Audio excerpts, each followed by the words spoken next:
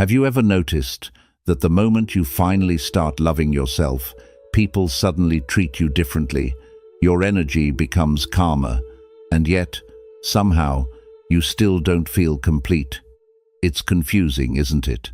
You try to change your mindset, you try to heal, you try to become better, but something deep inside still feels unsettled. Here's the truth most people never realize. You don't fail at self-love. You practice it in ways that quietly destroy it. In the wisdom of Lord Buddha, what you believe shapes the suffering you carry. You don't need proof, just look at your own life. Are you truly at peace or just temporarily distracted? In this video, you'll discover 12 powerful habits and a hidden bonus at the end that will challenge everything you think you know about loving yourself and reveal why nothing has truly changed until now. Before we begin, your doorway to calm, clarity, and timeless Buddhist insight. You are still seeking permission. Why does your heart still feel restless, even when you've done everything right? You followed the path, met expectations, avoided mistakes, yet something inside you whispers, "This is not enough." Sit with this quietly. What if the emptiness is not failure, but a signal that you are still waiting for permission to exist? There is a subtle addiction most people never question, the need to be seen as good, acceptable, worthy. You smile when expected, speak when it is safe, silence your truth when it feels risky, and slowly, without noticing, you begin to disappear. Dependence on praise is the slowest form of self-erasure. Read that again, not as an idea, but as a mirror. How much of your life has been shaped by the invisible audience in your mind? A monk once said, "When you build your identity on the eyes of others, you forget how to see yourself. And this, forgetting, becomes your suffering. You become like a tree bending toward artificial light, growing, yes, but never in your true direction. Your choices begin to feel heavy, your joy feels conditional, and deep down, a quiet question lingers. Is this really me? Pause here.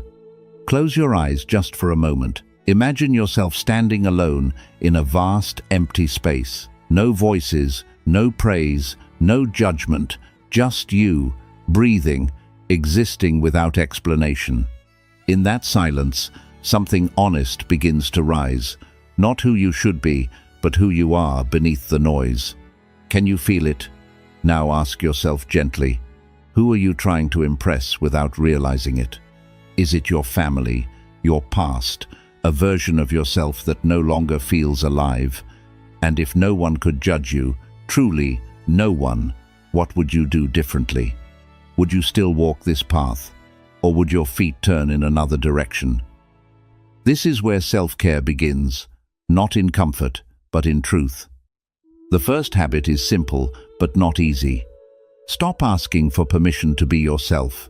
Each time you notice the urge to seek approval, pause, breathe, and choose one small act that comes from your own inner voice instead.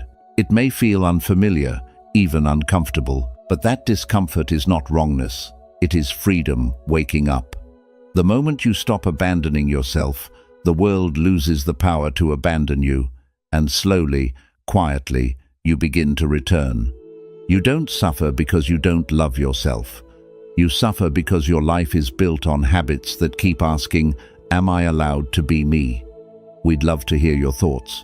If you're not sure what to say, just type, "Self-love brings everything." Your habits reveal your self-worth. You say you love yourself, but your habits whisper a different truth. Not loudly, not dramatically, but in the quiet, repetitive ways you treat your own life. The meals you rush through, the rest you postpone, the thoughts you allow to stay. Sit with this for a moment.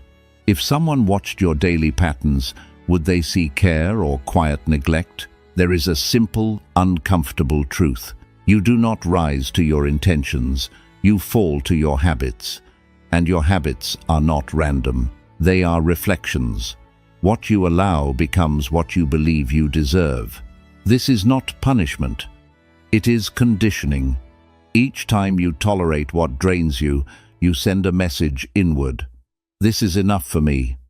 And slowly, your life begins to match that belief. A teacher once shared, a person's life is shaped less by what they desire and more by what they accept. Look closely. Where have you been accepting less? Not because you want to, but because you've grown used to it. Like a house slowly decaying from within, the damage is not always visible at first. But the cracks, they define the structure over time. Pause today, not to fix everything, but to observe one small habit. Just one. Watch how you eat. Do you rush, distracted, half present? Watch how you speak to yourself when something goes wrong. Is there patience or quiet harshness? Notice how you rest. Do you allow yourself true recovery or only collapse when you are exhausted? This is where the truth lives, not in big promises, but in small, repeated choices. And now, ask yourself honestly, where are you betraying yourself daily? Not in obvious ways, but in subtle compromises you've normalized. What are you tolerating that a deeper part of you knows is not right? A relationship? A routine? A thought pattern? If you truly valued yourself, not just in words, but in action, what would you stop allowing starting today? This is the second habit. Raise your standard quietly, consistently, not through force, but through awareness. Each time you notice neglect, choose a slightly better action. Eat with presence, speak with respect, rest without guilt. Small shifts, repeated daily, become self-respect made visible. The moment you stop tolerating less, you begin to remember your worth. And that remembrance changes everything, not instantly, but inevitably. You don't lack love for yourself. You've simply been practicing habits that prove otherwise. 3. Validation is quietly destroying you. You feel the urge to be seen, to be acknowledged, understood, affirmed. It feels innocent at first, human even. But sit quietly with this. Why does your peace depend on being noticed?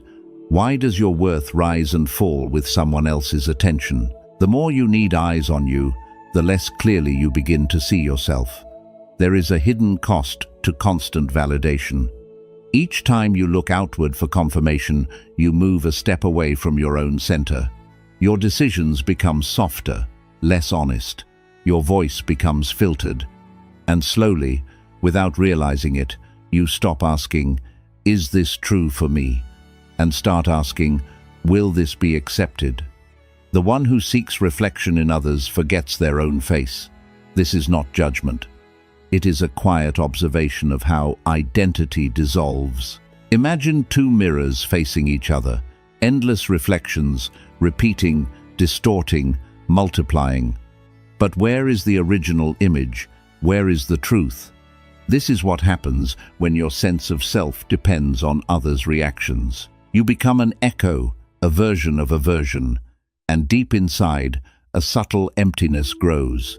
Not because you are unseen, but because you have stopped seeing yourself. Tonight, sit in silence. No distractions, no reaching for your phone, no urge to share a thought, no need to express. Just sit and watch your mind. Thoughts will arise, some uncomfortable, some revealing. Resist the impulse to turn them into something to show others. Let them exist, just for you. This is where clarity begins. Not in expression, but in observation. And gently ask yourself, why do you feel the need to be seen? Is it connection you seek, or reassurance that you are enough? What are you avoiding when you are alone with your own thoughts? Is there a truth you have been delaying, hiding behind noise and attention? This is the third habit. Learn to witness yourself without an audience. Not to isolate, but to reconnect. When you stop performing your life for others, something deeper awakens. Your choices become clearer, your voice becomes steady, your presence becomes real, not shaped by approval, but rooted in awareness. The moment you are no longer desperate to be seen, you finally begin to see. You don't feel invisible because others ignore you. You feel invisible because you have not yet learned to sit fully with yourself. You abandon yourself in silence. There are moments in your day that seem small, almost invisible. A quiet. It's fine when something inside you tightens. A forced smile when your heart withdraws. A silence when truth is asking to be spoken. These are not harmless adjustments. This is where you begin to abandon yourself. Not loudly, not all at once, but in fragments. And the most dangerous part is this. It starts to feel normal. You tell yourself you are being patient, understanding, flexible. But beneath that softness, there is a quiet betrayal. Every time you ignore your inner voice, you teach yourself you don't matter. Sit with that truth, not to judge yourself, but to see clearly. Because self-betrayal rarely looks like destruction. It looks like politeness, like compromise, like keeping the peace at your own expense. A monk once said, "The deepest loneliness is not when others leave you, it is when you leave yourself." And this leaving is subtle. You feel it when you swallow your words, when you ignore your limits, when you say yes while your entire being whispers no. Like a shadow fading at dusk, you slowly disappear from your own life. And then you wonder why you feel unseen. Pause here. Recall one moment from today, just one. A moment where you said, "It's fine," but it wasn't. Do not analyze it. Feel it. Where did your body tighten? What did your heart want to say? Stay with that sensation without rushing to justify it. This is where your truth lives. Not in loud declarations, but in quiet discomfort you often overlook. Now ask yourself, gently but honestly, when did you last ignore your truth? Was it in a conversation? A decision? A relationship? Why did you choose silence over honesty?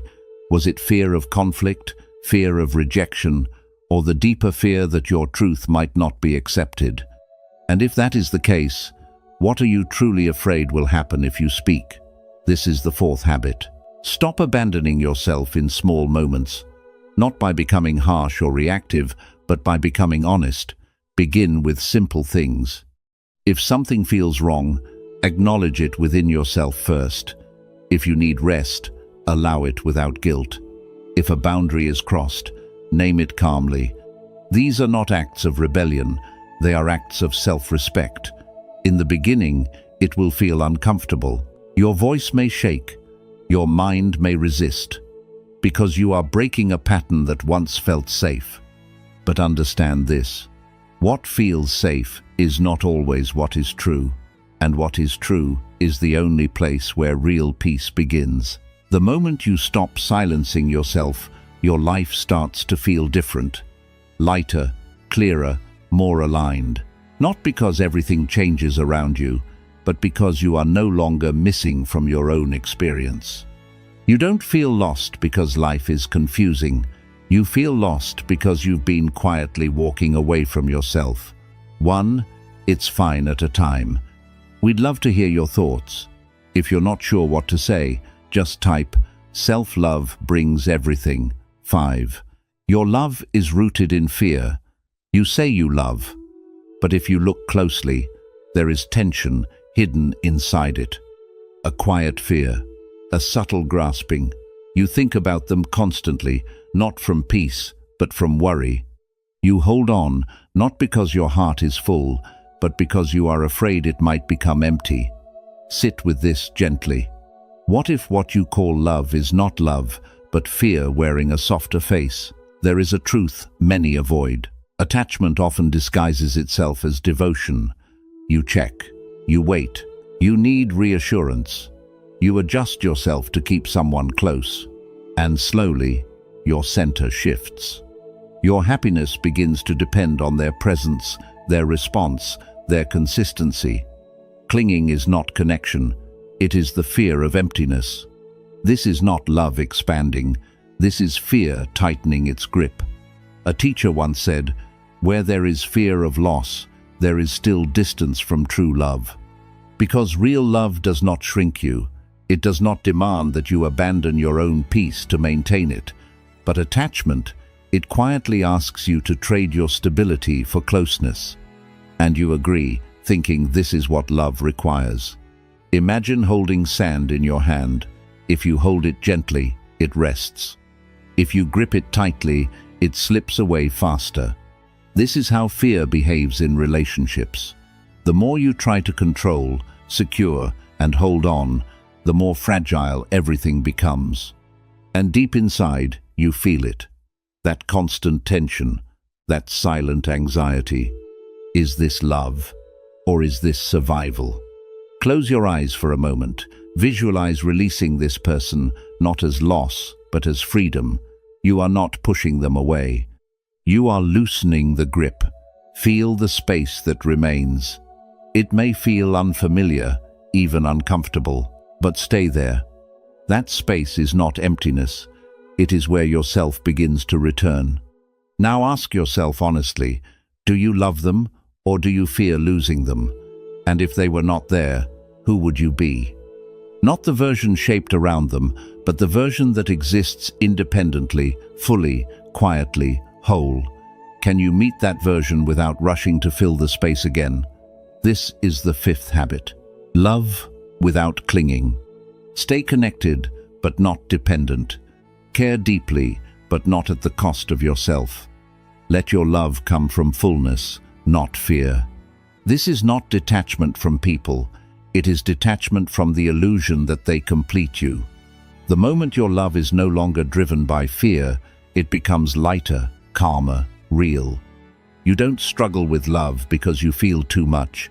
You struggle because you've been holding on too tightly to avoid feeling alone. 6. Comfort is keeping you weak. There is a quiet lie you have been told, that self-love means always being gentle with yourself, that it means choosing ease, avoiding discomfort, staying where things feel safe. But look closely at your life. Has comfort made you stronger, or has it slowly weakened your will? Sit with that question honestly, because sometimes what feels like kindness is actually avoidance. You delay what matters. You postpone the difficult conversation, the disciplined routine, the uncomfortable truth, and you tell yourself, I'll do it when I feel ready. But readiness rarely comes from waiting. It comes from stepping into resistance. Growth does not come from comfort. It comes from truth, and truth is rarely soft in the beginning.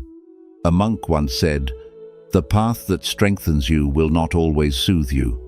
Because real self-care is not always about calming yourself. It is about correcting yourself. It is choosing what is right, even when your mind resists. Like a blade sharpened by friction, your strength is formed in moments where you do not escape discomfort, but stay present within it. Think of one thing you've been avoiding, not something impossible. Something simple, clear, necessary.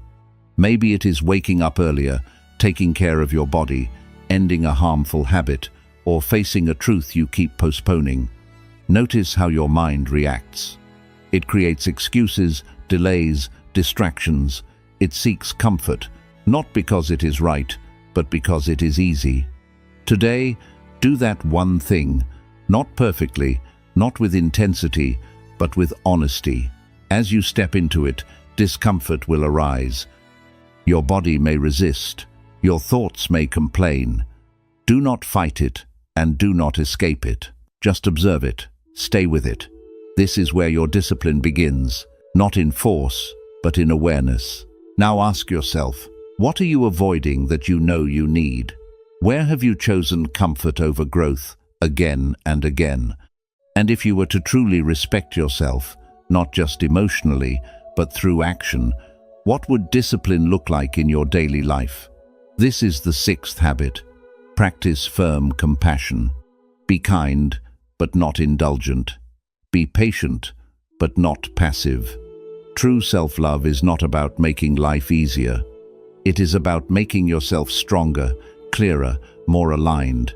The moment you stop using comfort as an excuse, you begin to feel a different kind of peace. Not the fragile peace of avoidance, but the steady peace of self-trust. You don't feel stuck because life is hard. You feel stuck because comfort has quietly become your cage. 7. You don't need to be liked. Not everyone will like you, and somewhere deep inside, that truth still unsettles you.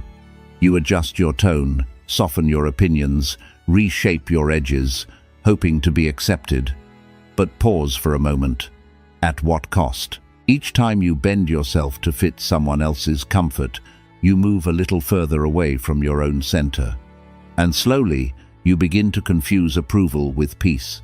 There is a quiet exhaustion in trying to be liked. You measure your words, anticipate reactions, carry the invisible weight of other people's opinions. And yet, no matter how carefully you perform, it is never enough. Because the desire to be liked is not about connection. It is about fear. Fear of rejection, fear of standing alone. But listen closely. Rejection is not the wound you think it is a release. When you stop needing acceptance, you become unshakable. Not because the world changes, but because you do. A monk once shared, "The sky does not chase the clouds. It remains vast, allowing everything to pass." You are like that sky. Opinions, judgments, preferences, they are passing clouds. They do not define you unless you hold on to them. Think of a moment when you were rejected, not accepted, not chosen, not understood. Feel it again.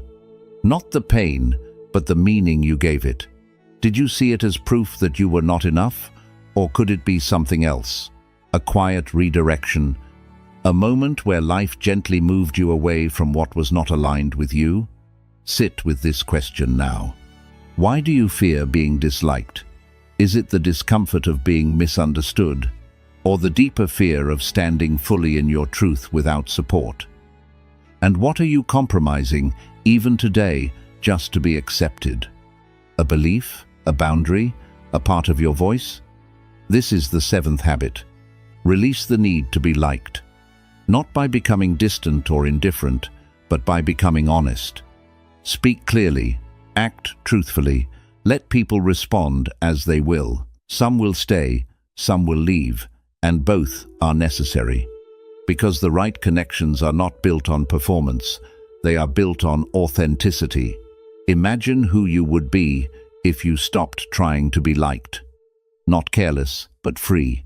Not closed, but grounded. A version of you that does not shrink to fit, but expands naturally, without apology. The moment you stop seeking acceptance, you stop abandoning yourself. And in that space, something powerful emerges, a quiet strength that no rejection can shake. You don't lose people because you are not enough. You lose people because you are finally becoming real. You don't need to be loved. There is a quiet hunger you carry. The need to be loved, chosen, held by someone else. It feels natural, almost necessary. But look deeper. Why does your sense of completeness depend on someone outside of you? Why does your peace feel conditional? Sit with this gently, because the search for love often begins from a place that already feels empty. You reach outward, hoping someone will fill what you cannot name. You seek reassurance, attention, closeness, not just to connect, but to feel whole. And when it fades, even slightly, the emptiness returns. Not because love disappeared, but because it was never rooted within you. The one who is full within does not beg for drops. This is not rejection of love. It is a reminder of its true source. A teacher once said, "When you depend on others to feel complete, you give them the power to define your worth." And, slowly, your emotional world begins to revolve around their presence. Their silence feels heavy. Their absence feels like loss. But the truth is quieter than that. What you feel is not the loss of them. It is the absence of yourself. Imagine a well that never fills, no matter how much water is poured into it.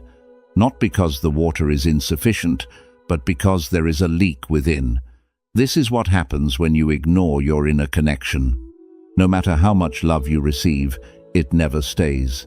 It slips through the cracks of self-neglect, leaving you searching again. Pause now.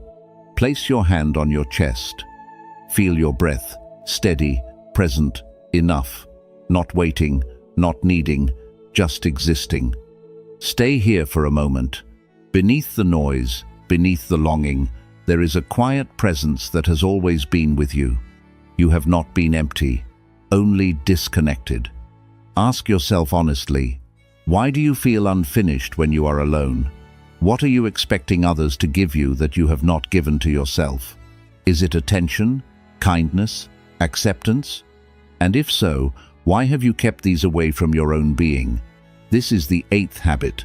Learn to sit calmly with yourself, not as a final option, but as a foundation. Spend time without distraction.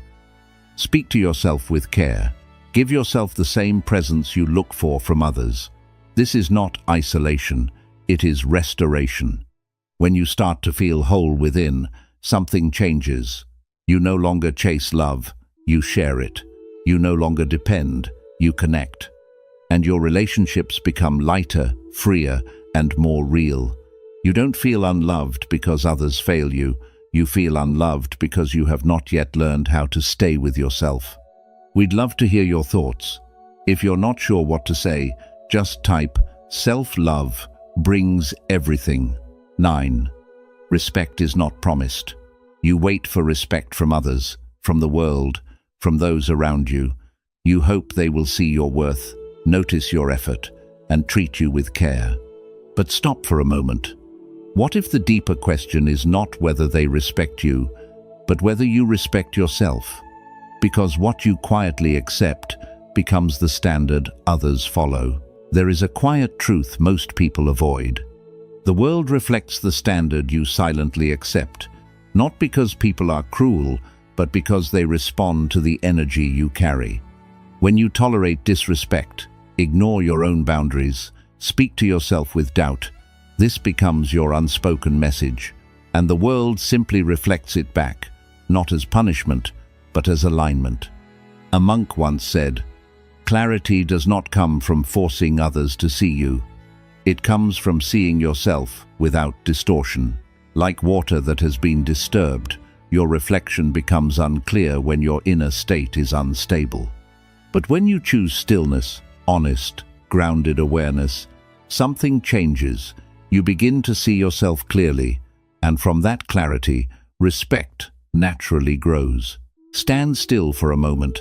Notice your posture, your breath, your tone, not how you look to others, but how you feel within yourself.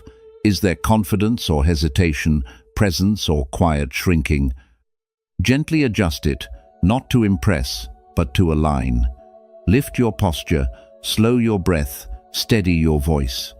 These small changes are not shallow, they are signs of self-respect, being rebuilt from within. Now ask yourself honestly, do your actions show respect for your own life? Where are you lowering your standards, accepting less than you know is right?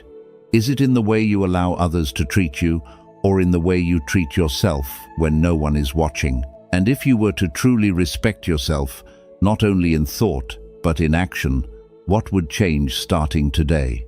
This is the 9th habit. Live in a way that earns your own respect, not through perfection, but through consistency. Keep small promises to yourself. Speak honestly. Walk away from what lowers you. These are not dramatic acts. They are quiet choices that reshape your identity over time.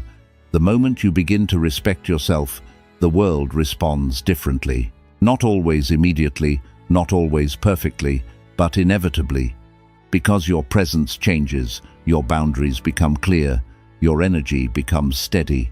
You don't lack respect because others fail you. You lack it when you silently agree to live below your own standard. Face yourself without illusion. When you look at yourself, do you truly see who you are, or only the version you have learned to show? A version shaped by comfort, by avoidance, by quiet denial. Sit with this question, not to criticize, but to uncover. Because the hardest truth is this: you cannot love what you refuse to see clearly. There are parts of you that you have learned to hide, not only from others, but from yourself. habits you defend, patterns you ignore, emotions you push away because they feel inconvenient or uncomfortable or too revealing. And slowly, a gap forms between who you are and who you believe you are. You cannot love what you refuse to see clearly. This is not cruelty, it is honesty. A monk once said, "Truth does not wound you, resistance to truth does." Like fog covering a mountain, illusion softens the edges of reality. It makes things easier to look at, but not easier to live with. Because what is hidden does not disappear, it waits. And over time, it shapes your life from under the surface. Stand before a mirror, not casually, but with intention. Look into your own eyes for a full minute. No adjusting, no judging, no escaping. Just observe. At first, your mind will react. It will label, distract, criticize. Let it pass. Stay still. Beneath the noise, something deeper starts to appear. A quiet recognition of what is real. Now, ask yourself honestly, what are you avoiding about yourself? Not in theory, but in daily life. Is it a habit you know is hurting you? A truth about your behavior? A pattern you keep repeating but refuse to fully admit? And why have you been hiding from it? Is it fear of change or fear of what facing it might ask from you? This is the 10th habit. Face yourself without illusion. Not to become perfect, but to become real. Because only what is seen can be transformed. Only what is accepted can begin to heal. This is where self-love becomes grounded, not in blind acceptance, but in clear awareness. It may feel uncomfortable, at times even confronting. But understand this, discomfort is not your enemy. It is the doorway to alignment. Every truth you face removes a layer of confusion, bringing you closer to yourself. The moment you stop hiding from who you are, you give yourself the chance to become who you can be. You don't struggle to love yourself because you are broken. You struggle because you've been looking at a version of yourself that was never fully true. We'd love to hear your thoughts. If you're not sure what to say, just type, "Self-love brings everything." 11. Treat yourself like someone you love. You offer patience to others, even when they fall short. You speak gently, forgive quickly, make room for their struggles. But when it comes to yourself, your tone changes. You become harsher, colder, less forgiving. Sit with this honestly. Why do you give the best of your kindness away and keep the worst of your judgment inside? There is a quiet imbalance in the way you live. You show up for others, you support, you understand. But when you struggle, you pull away from yourself. You criticize your mistakes, rush your healing, ignore your needs. Self-love is not only a feeling, it is consistent action, and your actions reveal a deeper truth. You have learned to care outwardly, but not inwardly. A teacher once said, "The way you treat yourself in pain shows the depth of your love." Notice what happens when things go wrong. Do you give yourself patience or pressure? Do you sit with your emotions or try to run from them? This is where self-love is tested, not in good moments, but in difficult ones. Imagine watering every plant around you while your own roots stay dry. At first, everything seems fine. You feel useful, needed, connected. But over time, something begins to fade within you, not because you lack love, but because you have not turned it inward. Today, do one simple act of care for yourself, not from obligation, but from intention. It could be rest without guilt, a quiet walk, speaking kindly to yourself after a mistake, or simply pausing to breathe. As you do it, notice the resistance, the voice that says, "This is unnecessary, you don't deserve this." Stay with it, do it anyway. This is where the shift begins. Now ask yourself, how do you treat yourself when you are struggling? If someone you love were in your place, would you speak to them the same way? Would you rush them, criticize them, ignore their pain? Or would you offer understanding, patience, and care. Then why is your own heart treated differently? This is the 11th habit. Treat yourself like someone you truly care for. Not sometimes, but consistently. Through your thoughts, your actions, your choices. This is not indulgence, it is discipline. A daily commitment to not abandon yourself when it matters most. The moment your care turns inward, something softens, something strengthens. You begin to feel supported from within. You don't struggle to love yourself because you lack the ability. You struggle because you've been giving that love everywhere except where it was needed most. Bonus: focus on yourself completely. Your attention is being pulled in many directions. People, opinions, comparisons, distractions, and slowly, without noticing, you begin to feel scattered. Not because life is too busy, but because your energy is no longer yours. Sit with this truth quietly. Where your attention goes, your life follows. And right now, where is your life really going? You think focusing on others is connection. You think staying updated, involved, responsive is necessary. But look deeper. How often do you return to yourself? How often do you sit without reaching outward, without needing to check, reply, compare? The more your focus lives outside, the more you lose the center within. And without that center, everything starts to feel unstable. A monk once said, "A distracted mind cannot know peace because it has no home to return to." Like sunlight scattered across many surfaces, your energy becomes weak everywhere, powerful nowhere. You begin many things, but finish few.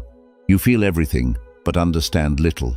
And beneath it all, there is a quiet tiredness, not from effort, but from misdirection. Pause now. Bring your attention inward just for a few moments. Close your eyes. Feel your breath, steady, present.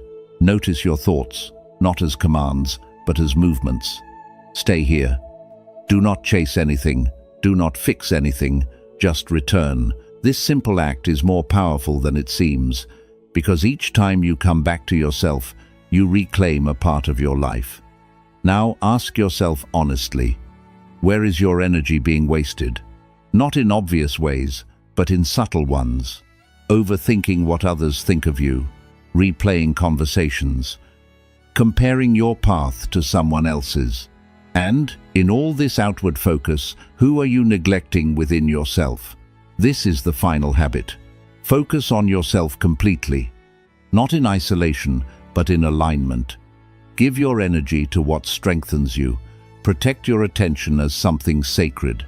When your mind drifts outward unnecessarily, gently bring it back, not with force, but with awareness. At first, it will feel unfamiliar.